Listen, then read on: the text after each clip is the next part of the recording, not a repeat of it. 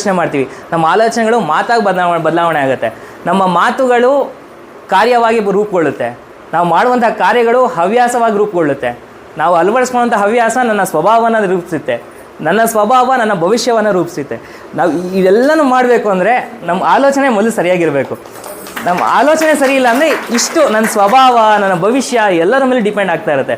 So ಅದಕ್ಕೆ ಕಣ್ಣು ಮುಚ್ಕೊಂಡು ಬರೀ ನಮ್ಮ ಆಲೋಚನೆಗಳನ್ನು ಫೋಕಸ್ ಮಾಡಿದ್ರು ಸಾಕು. ಏನು ಫಿಲ್ಟ್ರೂ ಮಾಡೋದು ಬೇಡ, ಏನು ಇದು ಮಾಡೋದು ಬೇಡ. ಜಸ್ಟ್ ಕಣ್ಣು ಮುಚ್ಕೊಂಡು ಅದೊಂದನ್ನು ಮಾಡ್ತಾಯಿದ್ರು ಸಹ ನಮಗೆ ಬಹಳಷ್ಟು ಏನು ಸಮಸ್ಯೆಗಳನ್ನು ನಿವಾರಣೆ ಮಾಡೋಕ್ಕೆ ಸಹಾಯ ಮಾಡುತ್ತೆ.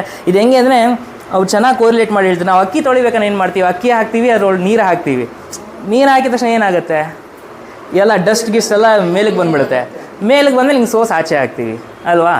ಹಿಂಗೆ ನಮ್ಮ ಮನಸ್ಸು ಹಂಗೆ, ನಾವು ಕಣ್ಣು ಮುಚ್ಚಿ ಅದ್ರ ಕಡೆ ಗಮನ ಹರಿಸ್ತಾ ಇದ್ದಂಗೆ ಒಂಥರ ನೀರು ಹಾಕ್ದಂಗೆ ಇರೋದು ಬರೋದೆಲ್ಲ ಬಂದ್ಬಿಡುತ್ತೆ ಮೇಲ್ಗಡೆ ಥಾಟ್ಸ್ಗಳು.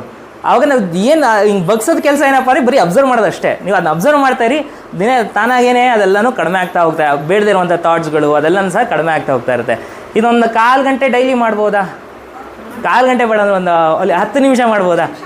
10 ನಿಮಿಷ, ಹಾಂ, 5 ರಿಂದ 10 ನಿಮಿಷ ಜಸ್ಟ್ ಸುಮ್ಮನೆ ಕಣ್ಣು ಮುಚ್ಕೊಳ್ಳೋದು, ನಿಮ್ಮ ಥಾಟ್ಸ್ನ ಅಬ್ಸರ್ವ್ ಮಾಡ್ಕೊಂಡು ಹೋಗೋದು. ಇದು ಏನು ಇದು